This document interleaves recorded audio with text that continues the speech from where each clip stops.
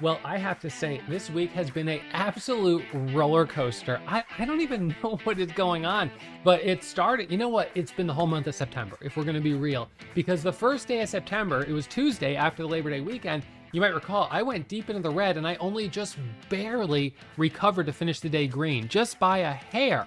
So I got myself into the green. That was a close call on ending my green streak. But then Wednesday, Thursday, Friday, decent days. Come back Monday morning, boom, first couple trades right into the red.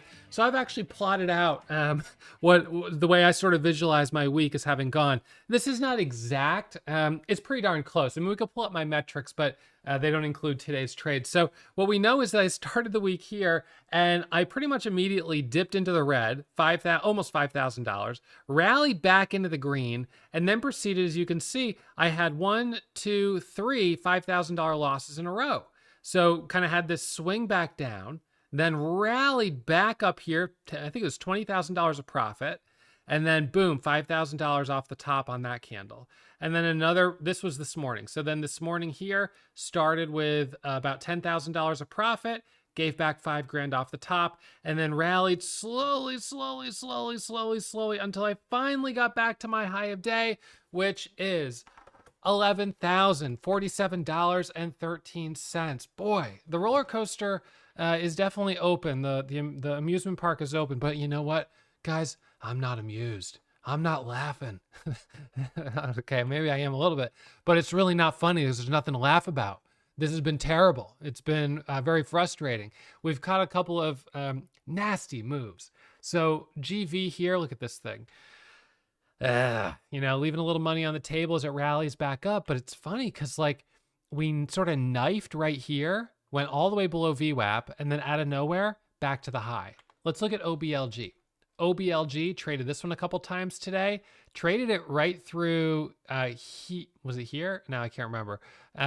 But went red on it, then got back to green on it. It squeezes up, pulls all the way back, does basically a full round trip, and then at the open, halts up, opens higher, rips all the way back to the highs. So we are seeing some, but then look at this jackknife. This was the last candle, and I was in right before that for the breakthrough 550, and I just got out in the nick of time. That could have been a bad loss. 300,000 shares of selling, just boom, drops. Okay, so definitely seeing the roller coaster here in my trading. This has been the week. Yes, I'm green on the week. Life is good, but boy, it hasn't been smooth sailing. So if we go back to today started with me going $3,000 in the red. That was how I began my day. I started at 6:40. First trade 6:40 in the morning. You know, the thing was, I've been up earlier these last couple of weeks, and each day, and so I got up and I saw the scans this morning. SMFL was the leading gainer, and I'm like, all right, I'm familiar with SMFL, but the problem here on this is that it's very thickly traded. It's a low float, but it's very thickly traded. And I was like, I just honestly don't think I can trust it. So no trades on that one. But as I was walking over to my office at around 6:30, I pull up the scan again just to kind of check and see, is there anything else? And I see TNON at $4 and it's up 40%, but it only had like 13,000 shares of volume. But I was like, TNON, I know this stock. It's a recent reverse split. I saw it on the scans a couple days ago. I don't know if we traded it, but it was on the scans, but it didn't really do much. But we saw, it's a reverse split. Now look at today. It's got 25 million shares of volume. So you've got that massive imbalance between normal average volume. What's the average volume on this stock? 50,000 shares. So today it goes from 50,000 shares to over 25 million. And it's only 10:20 in the morning. So we've still got the whole day. It's probably going to trade 40, 50 million by the end of the day if I had to guess. So how does a stock go from basically no volume to that much volume? Well, the thing that's kind of interesting typically it's of course a catalyst, but the thing that's kind of interesting with these ones, these are reverse split stocks. So the companies were not in compliance because their stock price was too cheap. And in order to regain compliance, they had to do this stock split. So they do a stock split, the price goes up, but the float goes down. Usually what they'll do after the stock split, usually they'll try to put out some news. They kind of hope that traders start to buy up the stock, especially now that it's not like a garbage penny stock, but it's at, $5, $6 a share. And if it goes up to $7, $8, $9, $10 a share, usually what these companies will do is a secondary offering. They'll sell 3 or 4 million shares onto the market if they can. They'll try to raise, $10, $15 million, however much they can, depending on the trading price. And then that will finance their operations for another year or so, depending on the company.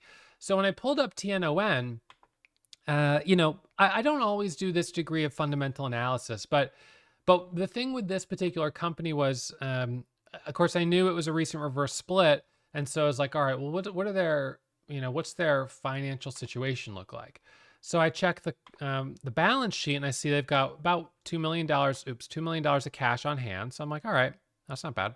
But then of course, context is that higher or lower than the previous year. And you can see that it's lower than the previous year, right? So it's declined a little bit.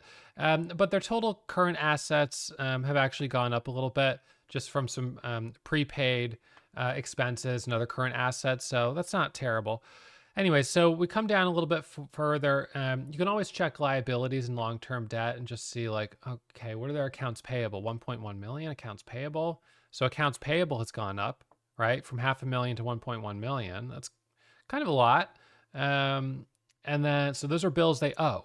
They have to pay their accounts payable. Current portion of accrued commissions. Interesting. So there's a liability there.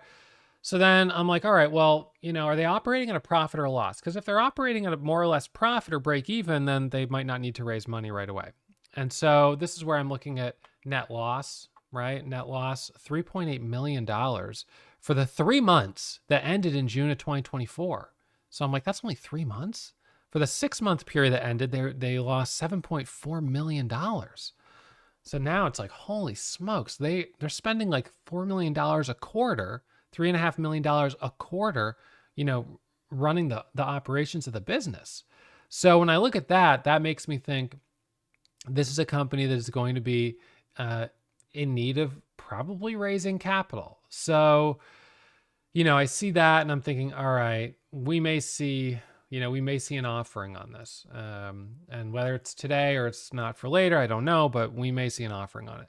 So in any case, when I sat down on my computer, this thing, I pull up the level 2 and I'm seeing it printing basically like $10 on the ask. And I'm like, oh my gosh, I just missed this move. So what I end up doing is I take my first trade at 6:40 a.m. So it's 6:40 a.m. I take my first trade and it's a dip down here at 8. So I buy the dip off of 8, which let's see, it was right about here. We bottomed and then I bought the dip at 8 and we popped up to about 8.10 and then we dropped. I stopped out here for a loss of $1,500. That was my first trade. So I was like, okay, not good. 3,000 shares, 50 cents a share. No, yeah, about 50 cents a share. Sticking within the 5,000 share max position size on it, but $3,000 loss or $1,500 loss. Then I get back in right here and this trade works and I'm back to zero on the day. I make 1,500. So I'm like, okay, that's good. And then, so that was trade 1 and trade 2 at 6:40. And then I get back in, let's see. So then I got back in at 6:43 at about 8:50 right here, 6:43 right here. I got back in and pops up to 9 and then dumps. And I lose, 1,500 on that. And then I tried to do another dip and I lost another 1,500. So I ended up going down $3,000 on the day. And I'm like, it is not even 7 a.m. This is not great. But the good news about this is that it's early. It's early in the day, and so there's still a lot of time for recovery, and hopefully I'll be able to, make a good recovery. So I'm like, that's fine. I'm just gonna, start with this. This is where I'm at, and let's just see what I can do. So we come up towards the top of the hour, 7 a.m., and right before the top of the hour, BON pops up. So BON pops up right here, and it goes from 2 to 230 to 250, 260, 270. And then it reverses. Now in this one, I jumped in at, I got partial fills, but I got in 2,500 shares at $1.95. And then I tried to add, but I got a partial fill at $1.99. And then I added small size at 250. I ended up taking profit at 258 and locked up about $1,600. So I'm still red, about 1,400 on the day. I'm like, all right, I'm staging a recovery here. So this is good. It's got a good start. And then I go back to TNON, and this was at 7 a.m. So I go back to TNON at 7 a.m. And let's see, this is actually like my most annoying trade of the day. So at 7 a.m., I bought it at $6.10, which was right down here. I'm not kidding, right down there, $6.10. So I get in down there because I was kind of thinking, this looks to me like it might be basing out here. So let's see. So this is my order right here. So I got two partial fills, 610, 617, and then I added 624. So that was right. Right here, right in this area here. And then let's see, it must have been, yeah, it was right here. And then I stopped out right here at 605. So I literally stop out because I thought it was going to bounce right then and there. And then all of a sudden there was a seller on the ask and I stopped out. And then it rips all the way up to $8.60. Fortunately, it doesn't take too much for me to overcome my pride. And I was like, all right, you know what? As embarrassing as that was, I'm still going to get back in. So I got back in here at 640, and then we had a micro pullback, micro pullback, micro pullback, micro pullback, micro pullback, and I traded that squeeze right there. Then we get a 1 minute consolidation here, and I get back in, and as we squeeze up to here, I end up going from red to green, and by the peak, I'm up $7,000 on TNON. And I did it with a max position of 5,000 shares. I never took more than 5,000 shares during that move up because I just felt like, I'd gone red, and then even though I got myself back into the green, I was like, let's just take it slow. So at that point, I was up 10,000 on the day. I was TNON plus BNON. I was just about 10,000 on the day. Now, I did have a trade on SYTA, which was a $400 loser. That was around that same time. And so that got me for a little bit. And then let's see. Then what happened where things started to go badly for me was on MNPR. So I took a trade on MNPR in my Thinkorswim account, which I will share as part of my Thinkorswim small account challenge. And it was a good trade on that side, but by the time I got in my main account, it was too high. So I ended up getting stopped out of MNPR 3 times. And I lost $2,200 on it. And I was like, this is ridiculous. And then I lost $1,200 on GRR. So basically within 2 trades, I lost $4,000. And I went from up 10,000 to up 5,500 on the day, approximately 4,400.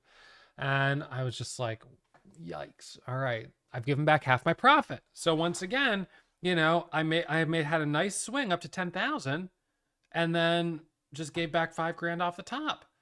So at that point, I was like, all right, you got to bring your share size back down, be calm, stay cool. It's still early, but you're really close to having to walk away. And if you walk away right now, you're still at 5,000 on the day, which is a great day. So let's not lose sight of that. But let's see what else is in store for us. And so at that point, I sort of gave up on MNPR. I was just like, this one is too choppy. I'm not going to be able to, I don't think, make money on it. So I let that one go. GRRR it did end up curling back up. And I tried to get back in it, but I lost on it again. But it was mostly a break-even trade, so it was not bad.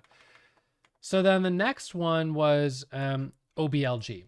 So OBLG pops up, and this was around 8:15 right here, and it pops up and it reverses.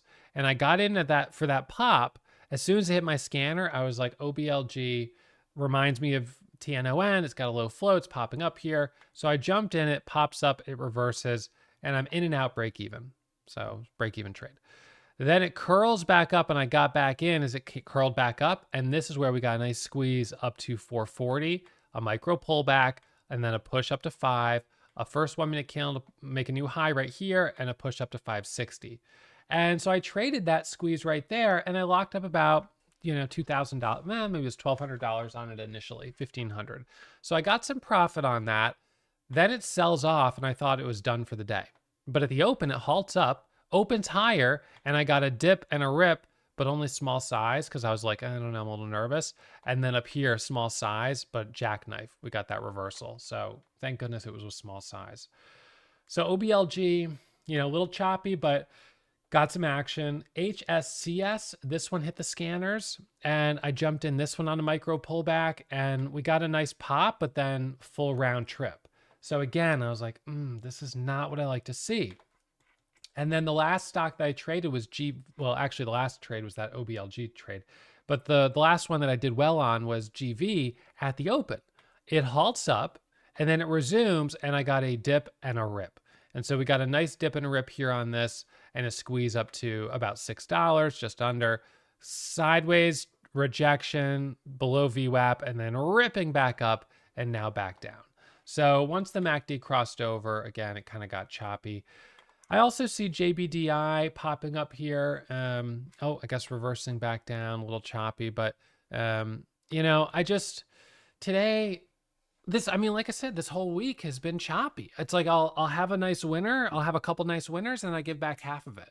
So this week so far, I've had, let's see, like 1, 2, 3, 4, 5, 6, $5,000 drops. So that's like $30,000 in drops. Now, I also had, so it's minus 30K in kind of these like jackknife drops, but I did have, 10,000 here, 10,000 here, 10,000 here, 10,000 here. So 10, 20, 30, 40. So plus 40K on those. And then, this was sort of a smaller grind. So I think where I'm sitting right now, where I was sitting on the week before today was only about $4,000 of gross profit. So today will put me up to 15,000 in gross profit on the week, which, at the end of the day, that has me kind of in line with my weekly goal of 15,000 a week. And last week was 20,000. It just hasn't been easy this week. And something that I was kind of struggling with today was this feeling of like, I don't know, I just kept feeling like I'm, like even though right here, what would have been, if I closed right here at $5,000 on the day, it still would have been my high of the week because I had peaked up here at 10,000. It just felt like I was on the back side, and that's kind of been this whole week. Like that's why I started kind of drawing this, because I was like, what is going on? And I was just sort of like observing that I am moving up, but I'm on these sort of big waves, which is sort of that roller coaster effect where it's just sort of big swings in the P&L. So why is that? Well, I think part of it is, I started Monday sort of, right out of the gates, getting really aggressive and then digging myself in the hole. And then that kind of set me off for the rest of the week in a way, because, I've been trying to recoup losses and sort of rally back up. And it just, I think it's just been a little bit of that kind of when you get knocked down, you get kicked down, you kind of get back even more aggressive. It's like a little border on revenge trading, being a little more aggressive, even though the positions have been within my risk tolerance. It's just everything has been like a little amplified, but it's also been the market too. At the close yesterday, so I did my recap. I did my 2 recaps. Yeah, I had 2 recaps that I did. And then, because I had my Thinkorswim challenge and then I had my regular recap. And then, so at the close, I was watching CNEY because I was thinking, all right, we had that amazing move on QH into the close and after hours just the day before, right? So I'm like thinking we might get another something like this and I should pay attention to it. So I was sitting up $10,000 on the day going into, or 11,000 going into this, going into the close here. And then, I bought right here going into the close at $1.50. I was like, here we go. This looks great. Boom. Instant 30-cent loss. Instant. It did rally back up, but it was just like, I couldn't believe it. It's like, what is happening? So, I took a good size loss on that. I think I lost almost $4,000 on it. So I went from 11,000 on the day to 6,000 on the day, which was kind of that's where I finished the end of the day yesterday. So I was like, gosh, darn it. And then, this morning, the way this really looked was more like opened, went down another 3,000 and then came up 10,000. That's actually what it looked like. So yeah, I mean, it's just been very kind of, these exaggerated moves. So, and of course, the red line is the fact that I'm churning commissions the whole way through. So my commissions on the week start at, of course, $0, but each day the commissions are going up. So yes, my profit is going up, but if on a day where I'm red, my commissions aren't going down, right? So my commissions keep going up. So it's like I've got that to contend with as well. But anyways, so tomorrow we're going to come to the end of the week, and I'm kind of looking forward to the weekend just to reset a little bit. And I think it's important for me tomorrow morning to start slow. I'll keep the 5,000 share cap on my account as I start the day tomorrow, the same as I had it this morning. So it's actually on my account. Well, if I have to save my layout, but so today I go to trading and I go to warning. I moved it up to 9,000 after I got myself up on the day. But you know what? I didn't end up taking the biggest position I took today was I think 6,000 shares, and that would have been on GV. I didn't take any big size today. It just didn't happen to. But if I don't save this layout, when I log out and log back in, it'll be back to 5,000 shares. So 5,000 shares here, and that'll be kind of my guardrails as I start the day tomorrow morning. Because I want to finish the week strong. I feel like I'm close to, having a day where I could spiral like I did on Monday. After you have a sort of spiral day where things fall apart, you've just got to be like super, super careful, because that can happen again. And, then next thing you know, you've got 2 spiral days, 3 spiral days, and things are just like really unwinding and it gets really scary. So you've got to really keep things in check. And I feel like what I need to do right now is, it's like, I don't know. I picture myself like in a biking race, or something, and things get a little squirrely. Like I had a couple really close calls, and then you're kind of behind and you're trying to play catch up, so you're taking more risk, and things are getting even crazier. And then it's like either I'm gonna like rein things in, or I'm gonna go flying off this track. One or the other is going to happen here, and I'd like to take this opportunity to rein things in a little bit, slow it down, going into the end of the week. I'm not going to finish this week, with the fame and glory of some of the weeks past. This has just been a choppy week, and I'm just trying to survive it. So if I can get through one more day and get to the weekend, that'll be great. Because one of the worst things that can happen is you have a huge spiral red down a Friday. And on the one hand, it's good because you can't trade the next day. But on the other hand, you sit with that feeling and the emotion through the whole weekend. And it can really weigh on you. So I want to avoid having that happen. I don't want to be in that state. I'd rather spend the weekend feeling like, all right, that week is behind me. That was crazy, but, pulled it together at the end and, live to trade another day. I'll be back out on Monday. And then kind of come back in Monday, testing the water a little more gradually than I did this past week, and start to kind of, level out and base out for that next leg higher. So that's kind of what I'm thinking right now. And, again, I'm grateful for the day. Look, $11,000 is a fantastic day. We look at my, P&L over the last few weeks, and certainly having, a day that's $11,000 days are great. And actually, that's the funny thing is, Monday I made $10,000 on SINT, right? That was a great day. But then I gave it up on 2 bad trades, or 3 bad trades. And then Tuesday, another $10,000 day, finished at the high. Wednesday, $10,000 day, but gave back $4,000 going into the close. And now Thursday, it was a $10,000 day, gave back half, managed to get back. So now I'm closing at the high. So it's like my green days have been pretty solid, but, it's, anyways, you could see on my calendar right here. So I just need to kind of stay focused and pull things, sort of just pull it back a little bit. Just been a little bit too aggressive. So anyways, that's kind of where I'm at here. Now I think I will do a second recap for Thinkorswim, because I had trade today. So that will be coming a little bit later this afternoon. All right. Thank you guys as always for tuning in. I hope you've had a good day. I hope you've had a great week. And I'll remind you as always, if you haven't already subscribed to the channel, now I see a lot of you guys are watching, but you're not subscribed. If you subscribe to the channel, you get the alert when I upload new content. You guys subscribe and hit the little bell, but then as soon as I upload, you can be one of the first people to comment. Now, what you might not know is that whenever I upload a video, I'm watching that video for the, we usually 15 minutes or so right after I upload it. So I am most likely to respond to the first comments that are posted after I do an upload. So if you have questions for me, make sure you're subscribed, post your comment right away, and then you're more likely to get a response. All right, so thanks as always for tuning in, you guys. A reminder as always, trading is risky. My results aren't typical, so take it slow. Manage your risk by trading in a simulator. And I'll see you guys back here. I will be live streaming bright and early tomorrow morning, starting around 7 a.m. for our members at Warrior Trading. Okay, see you guys in the morning.